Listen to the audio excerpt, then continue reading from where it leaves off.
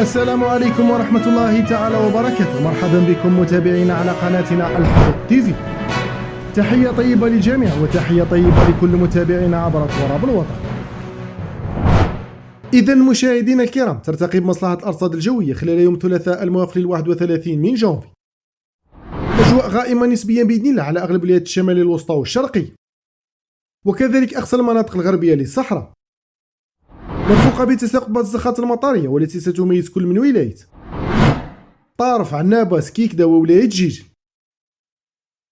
وستبقى الأجواء مستقرة مشمسة بإذن الله على أغلب الولايات الشمالية الغربية، وكذلك المناطق الشمالية والجنوبية للصحراء. كما سنشهد انقشار الضباب بإذن الله، والذي سيميز خاصة الولايات الداخلية الوسطى والشرقية، وهذا فيما يخص كل من ولاية أم البواخي، قسنطينة، باريكا، المسيلة، سطيف، برج بوعريريج، البويرة، البليدة، المدية، عين دفلة وولاية شلف.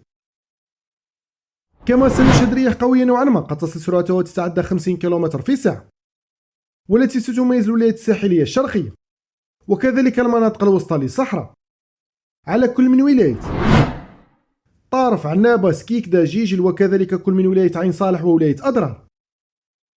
شكرا على المتابعة، ولا تنسى الاشتراك في القناة لنوفيكم بكل المستجدات.